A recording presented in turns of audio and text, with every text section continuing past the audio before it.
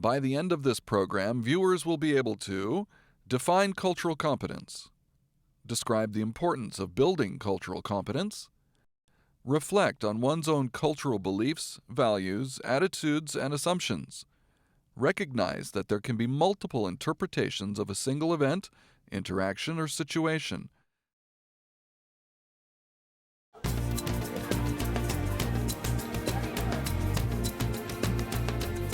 Every day, we interact with people who have a wide range of backgrounds and experiences. Cultural differences fill and enrich our world. As we actively seek to understand these differences and ourselves, we become more culturally competent. The key to living in our diverse world is to build cultural competence.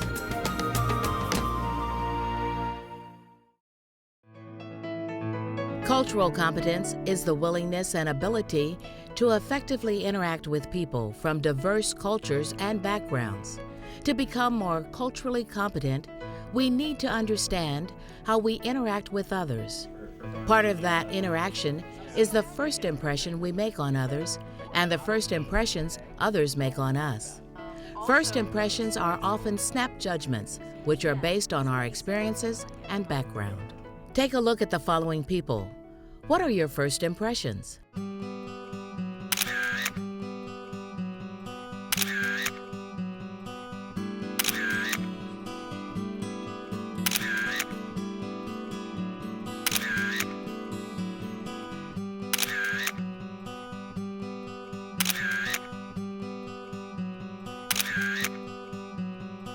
We all use first impressions or snap judgments to help us to organize and make meaning of our world. Our perceptions shape our reactions and responses to individuals and groups. Sometimes our snap judgments are accurate, and sometimes they are not. Now, compare your first impressions to their real-life stories. I drive a school bus because I enjoy it. I'm retired. I had a career in electrical engineering, but I enjoyed this. I was the first one in my family to go to college. I'm a high school student, and I'm a National Merit Scholar. I just made a film, and I won an award.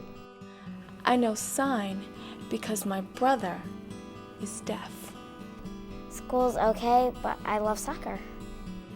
This is my uncle, Scott. He just got engaged. Isn't that great news?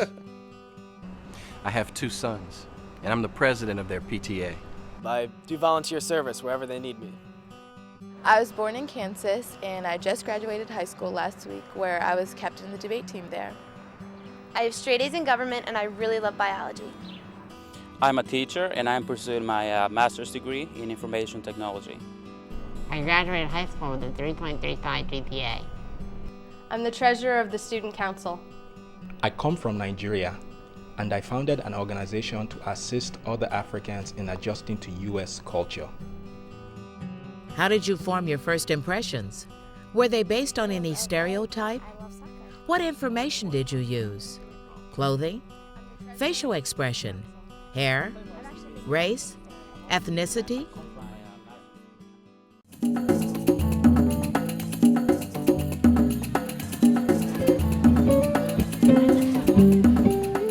All of us growing up have been programmed with certain attitudes and beliefs. It's like a tape running in your head. And so sometimes when we see someone that triggers a memory from the past, we make a snap judgment based just on prior beliefs and not on the reality of who that person is or what they stand for.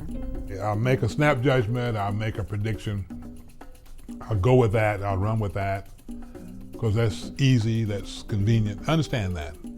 I think what I try to say to people, okay, understand that, but just have a mentality to understand that it might be wrong. That it's just that, a snap judgment. Most snap judgments are vulnerable. The danger is when we make these judgments and then don't do any investigation or any communication to find out whether they're valid or not. I was waiting for the bus, and there was an elderly woman in front of me. The bus came to the stop, and I said in Spanish, ojalá que esta vieja se sube o se monta en el autobús, which says, I wish that this old lady hurry up and get on the bus. This woman turned around and said in Spanish, where are your values? didn't your mother and father teach you any values? And I was dumbfounded. I let 2 buses go by before I got on the bus. I made a snap assumption that by looking at this woman, that she didn't speak any Spanish, she didn't understand what I was saying. And when she turned around and let me know that she understood what I was saying, that was a result of just being on automatic thinking and being biased on my perception without really even checking it out. The following scene is based on an actual incident that occurred in California. Why's your head all wrapped up? What is that thing anyway? This is a hijab, and it's part of my religion. I don't see why that should bother you. I'll never understand these people. And the bus driver immediately said, hey, take that rag off your head. The intent had a serious consequence simply because didn't realize that that student was Muslim, and that was part of their faith religious orientation.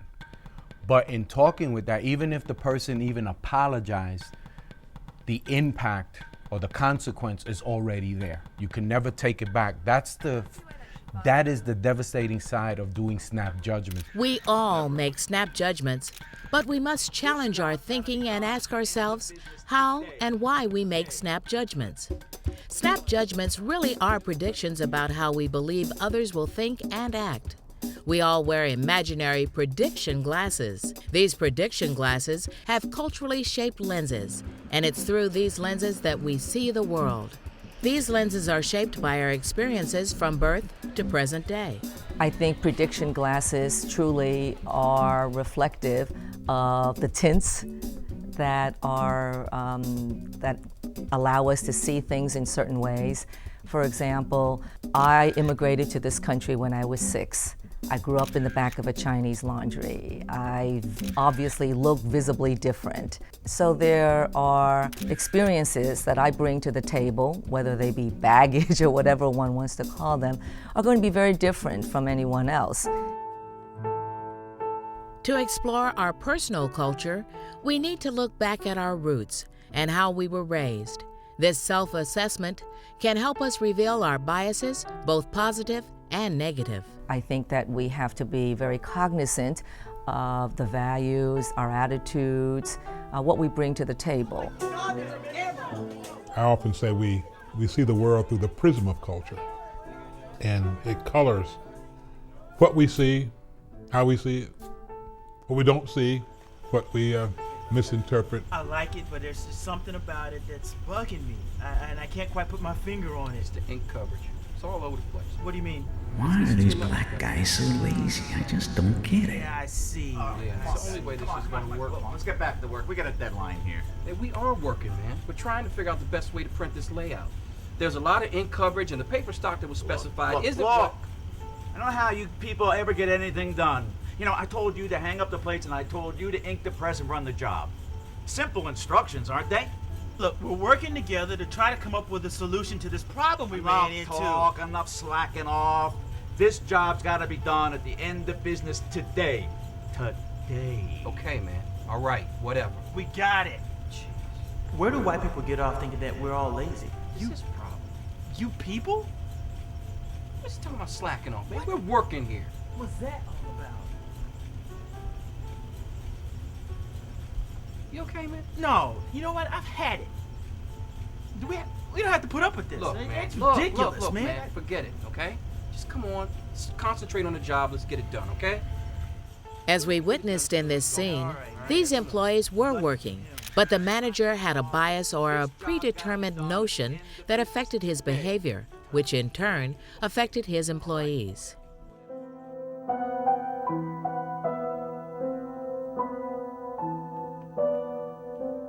Bias and stereotyping can lower our expectations of people. You're right. You can play the piano? That's really amazing. It's really easy for me.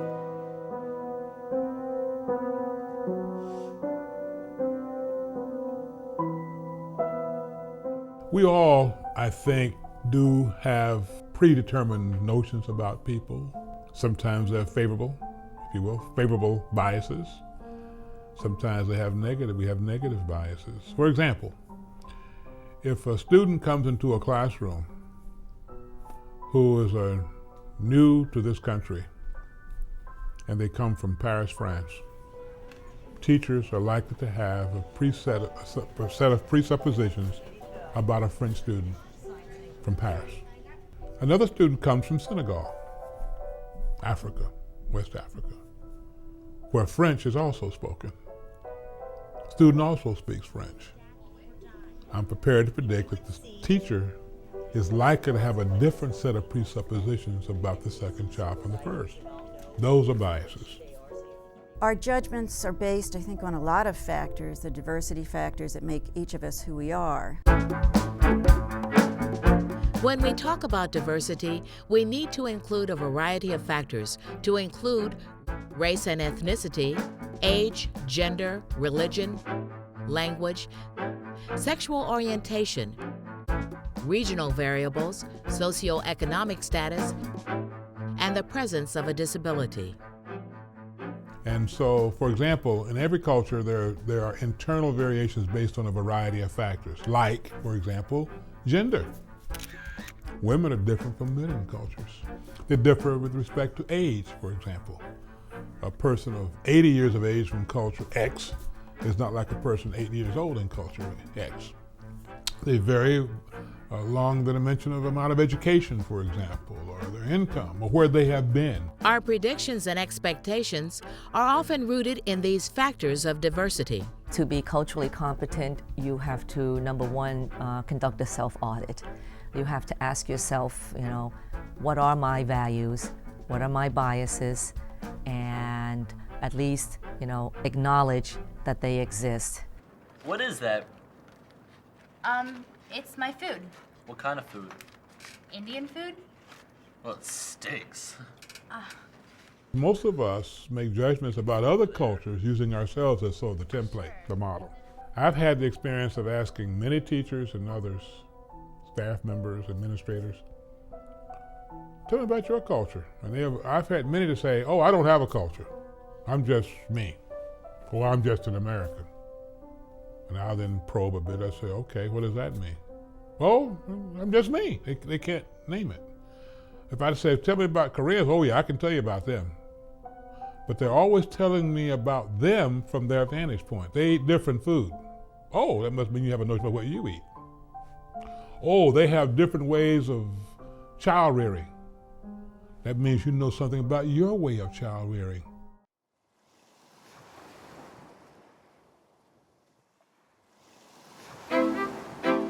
Culture has been compared to an iceberg. At the tip of the iceberg are visible cultural characteristics, such as language, dress, music, cooking, and the arts.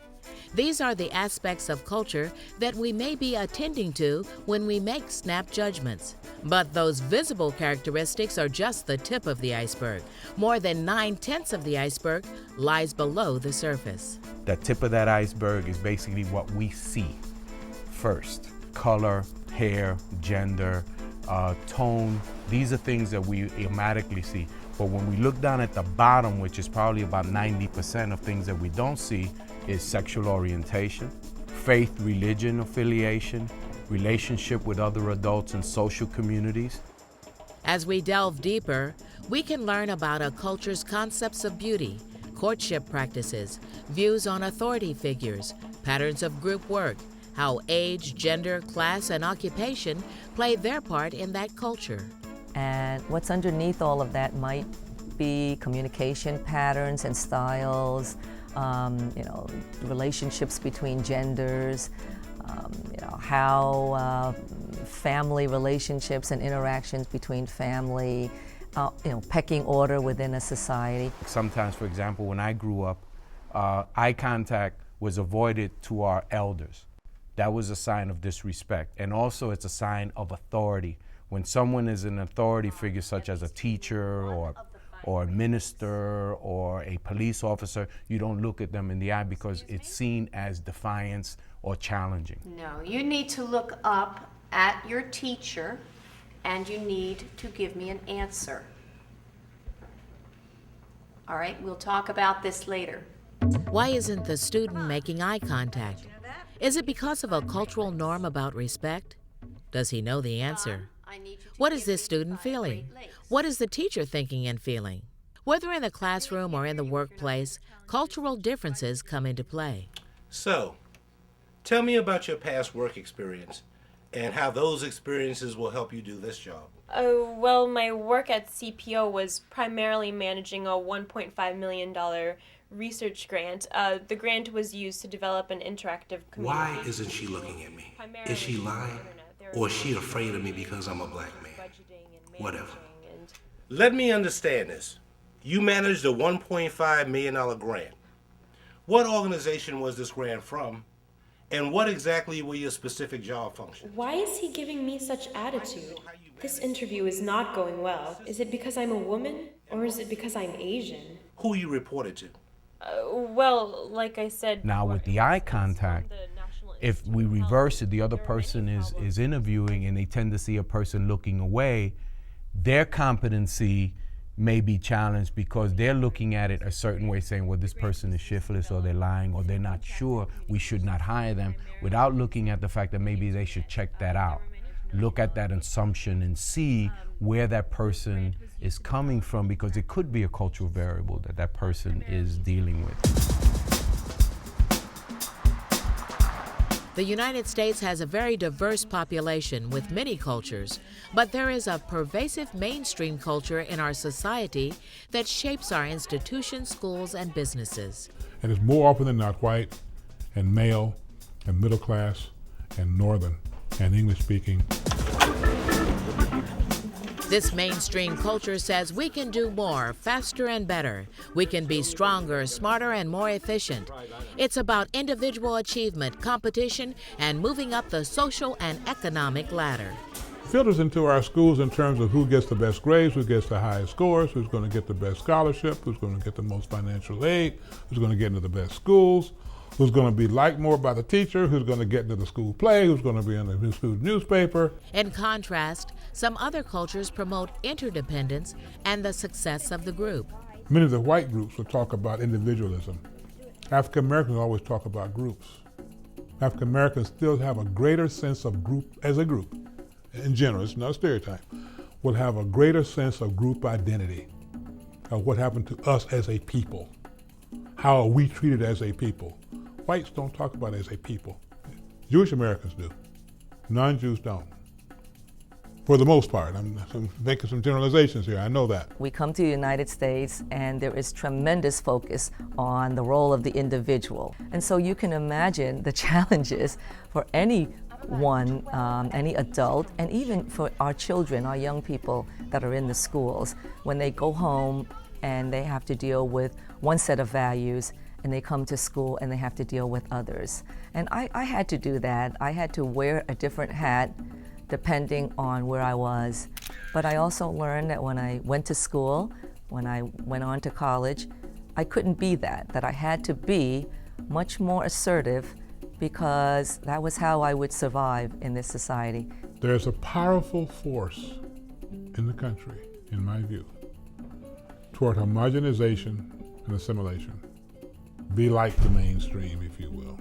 For those whose cultural beliefs differ from the mainstream culture, it may be difficult to feel connected. Sometimes when we're in situations where people are speaking a language other than the one we know, we feel anxious, wondering what they're saying.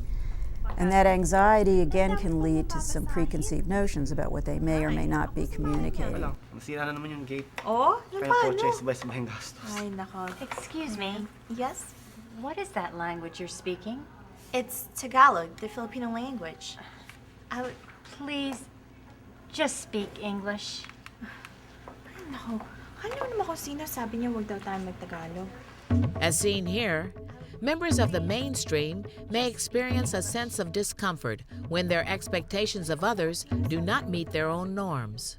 And then bring it on back. You talk funny. Oh, Michael, she doesn't talk funny. She talks different. Cultural norms and values can be very complicated. We often don't know when we have offended people or made them feel uncomfortable. Okay. Sorry. That's all right. Many times, we don't know we have broken a cultural rule or expectation until after the fact. He's great. He's been doing great this past semester. Why is he touching me? See, this is just right. Oh, you know what? I gotta go. I forgot I have a 2 o'clock meeting. I'll see you later. What is up with her? In many cultures, conversational touching is often an acceptable norm, but it can be viewed as inappropriate. Many people viewing the videotape today will walk away saying, what do I do now? This has all been very interesting, somewhat controversial at times, but so what? What do I do when I go back to school or go back to my office?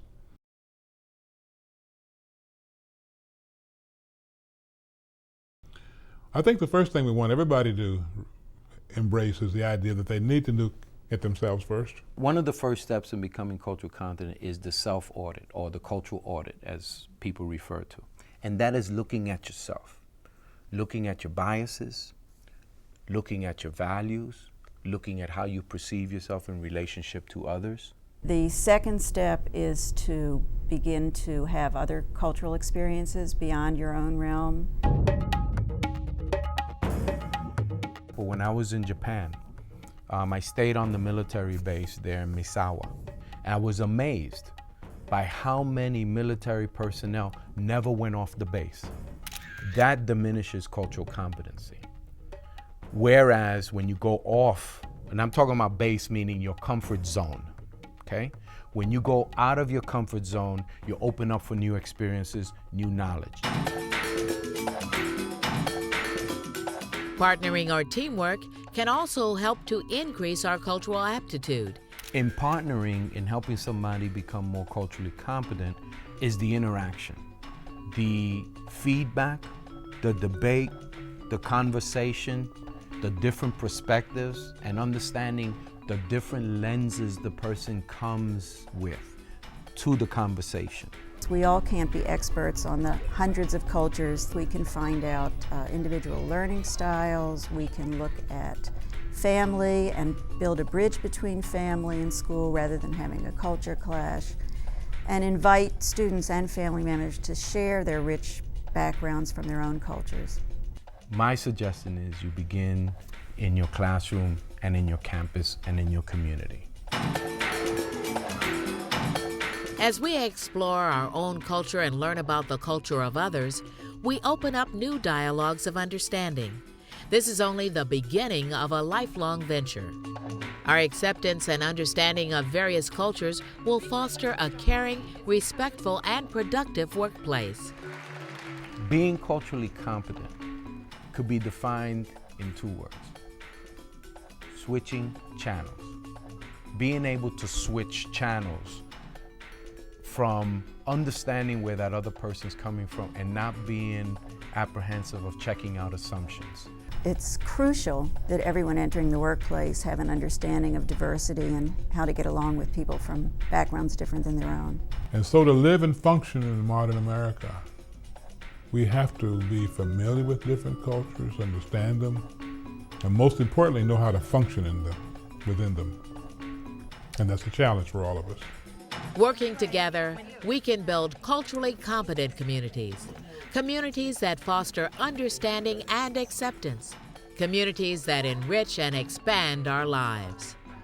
To learn more about cultural competence, please visit one of the following websites.